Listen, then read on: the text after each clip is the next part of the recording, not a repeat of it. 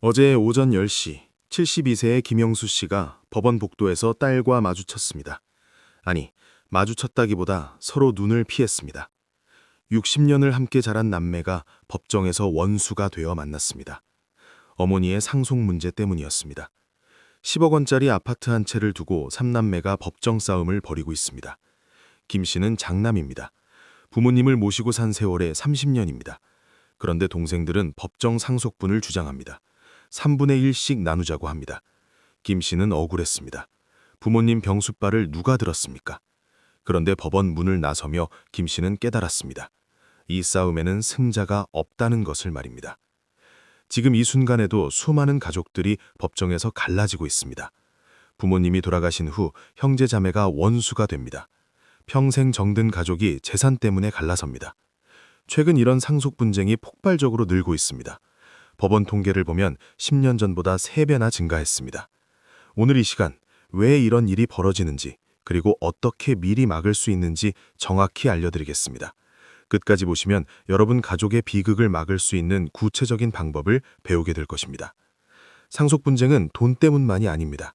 그 안에는 평생 쌓인 감정이 응어리져 있습니다. 누가 부모님께 더 잘했는가, 누가 더 희생했는가, 누가 더 사랑받았는가 하는 문제들이 얽혀 있습니다. 재산은 그것이 폭발하는 기폭제일 뿐입니다. 68세의 박정숙 씨 가족 이야기를 들어보겠습니다. 박 씨는 3남매 중 둘째 딸입니다. 부모님이 작년에 돌아가셨습니다. 남긴 재산은 서울 아파트 한 채였습니다. 시세 8억 원입니다. 법적으로는 3남매가 똑같이 나눠야 합니다. 각자 2억 7천만 원씩입니다. 하지만 오빠가 반대했습니다. 자기가 부모님을 15년간 모셨다고 했습니다. 병원 모시고 다니고 용돈 드리고 명절 챙기고 다 했다고 했습니다. 그러니 자기가 더 많이 받아야 한다고 주장했습니다. 적어도 절반은 자기 몫이라고 했습니다. 박 씨는 어이가 없었습니다. 오빠가 부모님과 함께 산 것은 사실입니다. 하지만 그것이 전부입니까? 박 씨도 매달 용돈을 드렸습니다. 명절마다 찾아갔습니다. 아플 때마다 병문안 갔습니다. 동생도 마찬가지였습니다. 각자 할 수 있는 만큼 했습니다. 하지만 오빠는 듣지 않았습니다. 자기만 희생했다고 주장했습니다. 동생들은 서울에 살면서 편하게 살았다고 비난했습니다. 자기는 부모 눈 때문에 승진도 못했다고 원망했습니다. 평생 쌓인 불만이 쏟아져 나왔습니다. 결국 법정으로 갔습니다. 변호사를 선임했습니다. 소송 비용만 수천만 원이 들었습니다. 1년 넘게 다퉜습니다. 법원은 법대로 판결했습니다. 3분의 1씩 나누라고 했습니다. 오빠의 기여분은 인정하지 않았습니다. 충분한 증거가 없다는 이유였습니다. 오빠는 분노했습니다. 억울하다고 항소했습니다. 박 씨도 지쳤습니다. 2년 가까이 싸웠습니다. 소송 비용과 스트레스는 이루 말할 수 없었습니다. 무엇보다 가족 관계가 완전히 깨졌습니다. 명절에도 얼굴을 보지 않습니다. 조카들까지 사이가 나빠졌습니다. 부모님 재산을 받았지만 가족을 잃었습니다. 왜 이런 비극이 벌어질까요?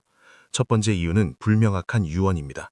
대부분의 부모님들이 유언을 남기지 않습니다. 말로만 얘기하고 돌아가십니다. 장남에게 집을 주겠다고 하셨다, 딸에게 주겠다고 하셨다. 각자 들은 이야기가 다릅니다.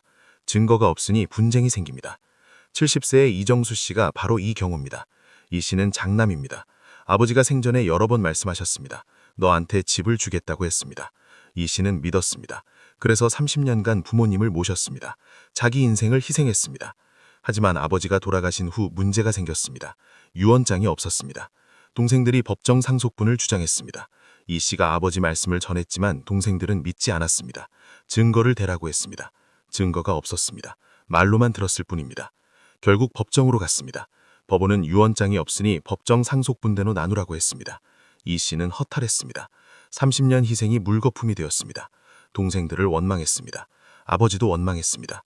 왜 유언장을 남기지 않으셨는지 이해할 수 없었습니다. 두 번째 이유는 형제 간 불평등입니다.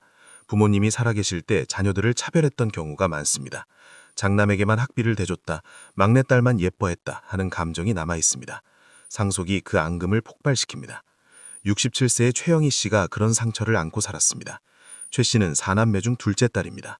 어렸을 때 오빠만 대학을 보냈습니다. 딸들은 고등학교까지만 보냈습니다. 최 씨는 일찍 취직해서 집안을 도왔습니다. 평생 서운했지만 참았습니다. 어머니가 돌아가셨습니다. 아파트 한 채를 남기셨습니다. 오빠가 자기가 받겠다고 했습니다. 부모님이 대학까지 보내줬으니 그 은혜를 갚아야 한다는 논리였습니다. 최 씨는 폭발했습니다. 평생 참았던 감정이 쏟아져 나왔습니다. 왜 오빠만 대학을 보냈습니까? 우리는 차별받았습니다. 그런데 이제 와서 은혜를 운운합니까? 최 씨는 법정 상속분을 요구했습니다. 한 푼도 양보하지 않겠다고 했습니다. 오빠와 평생 담을 쌓았습니다. 어머니 제사도 따로 리냅니다. 세 번째 이유는 배우자의 개입입니다. 형제 자매만의 문제가 아닙니다. 각자의 배우자들이 끼어듭니다. 며느리, 사위들이 자기 배우자 편을 듭니다. 싸움이 더 커집니다. 72세의 한명희 씨 가족이 그랬습니다. 한 씨는 2남매 중 언니입니다. 아버지가 돌아가시며 집을 남기셨습니다.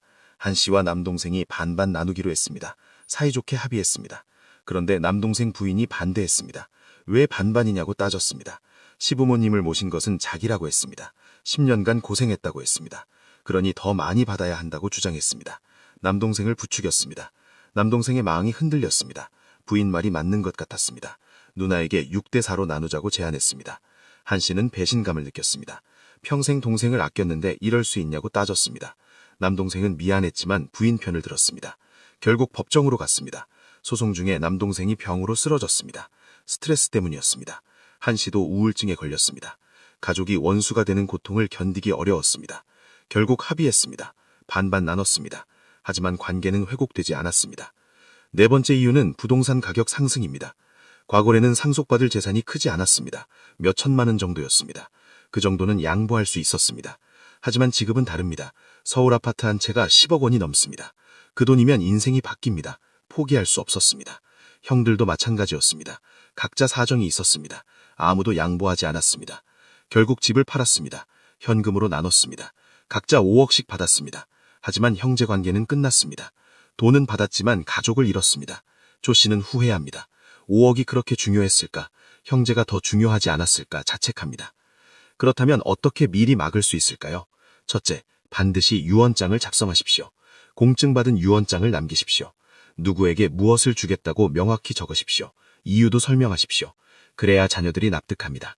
70세의 정말순 씨가 현명하게 준비했습니다. 정 씨는 건강할 때 유언장을 작성했습니다. 공증까지 받았습니다. 내용은 이렇습니다. 아파트는 장남에게 줍니다. 장남이 30년간 부모를 모셨기 때문입니다. 대신 다른 자녀들에게 현금을 줍니다. 저축해둔 돈을 나눠줍니다. 비율도 명확히 했습니다. 장남은 50%, 나머지 자녀들은 각자 25%씩입니다. 이유도 자세히 적었습니다. 장남의 현신을 설명했습니다. 다른 자녀들의 사정도 고려했다고 적었습니다. 모두에게 감사하다는 말도 남겼습니다. 정 씨는 자녀들을 모아놓고 유언장을 보여줬습니다. 살아생전에 공개한 것입니다. 자녀들이 처음에는 불만이 있었습니다. 하지만 어머니가 직접 설명했습니다. 왜 이렇게 나눴는지 이야기했습니다. 자녀들이 이해했습니다. 승복했습니다. 가족관계가 유지되었습니다. 둘째, 살아계실 때 미리 증여하십시오. 돌아가신 후가 아니라 살아계실 때 나눠주십시오. 그러면 자녀들이 불만을 직접 말할 수 있습니다. 부모님이 설명할 수 있습니다. 오해를 풀 수 있습니다. 67세의 강민수 씨가 이 방법을 택했습니다. 강 씨는 70세가 되던 해 재산을 정리했습니다. 아파트와 현금을 합쳐 10억 원이었습니다. 자녀가 3명입니다. 각자에게 3억 원씩 증여했습니다. 나머지 1억은 본인이 생활비로 씁니다. 자녀들이 놀랐습니다. 너무 잃은 것 아니냐고 했습니다. 하지만 강 씨는 확고했습니다. 지금 주는 것이 낫다고 했습니다. 돌아가신 후 싸우는 것보다 낫다고 했습니다. 자녀들이 받았습니다. 감사했습니다. 강 씨는 홀가분했습니다. 재산 걱정이 없습니다. 자녀들도 만족합니다. 각자 받은 돈으로 집도 사고 사업도 합니다. 부모님 생전에 도움을 받으니 효도도 더합니다. 윈윈입니다. 셋째, 가족회의를 정기적으로 여십시오. 1년에 한 번 가족이 모여 재산 문제를 이야기하십시오. 투명하게 공개하십시오. 어디에 얼마가 있는지, 어떻게 나눌 것인지 의논하십시오. 숨기지 마십시오. 72세의 윤기순 씨가 이것을 실천합니다. 윤 씨는 매년 설날에 자녀들을 모읍니다. 재산 현황을 보고합니다. 아파트 시세가 얼마인지, 예금이 얼마인지 공개합니다. 유언장도 업데이트합니다. 상황이 바뀌면 수정합니다. 자녀들이 모두 알고 있습니다. 투명하니 의심이 없습니다. 각자 의견도 말합니다. 어머니가 경청합니다. 합리적인 의견은 반영합니다. 민주적으로 결정합니다. 나중에 분쟁 소지가 없습니다. 넷째, 전문가의 도움을 받으십시오. 변호사, 세무사와 상담하십시오. 법적으로 문제 없는 유언장을 작성하십시오. 세금 문제도 미리 해결하십시오. 전문가 비용이 아깝지 않습니다. 나중에 소송 비용보다 훨씬 쌉니다.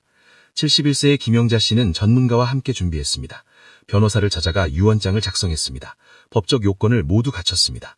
세무사와는 증여세를 최소화하는 방법을 상담했습니다. 합법적으로 세금을 줄였습니다. 비용이 몇백만 원 들었습니다. 하지만 아깝지 않았습니다.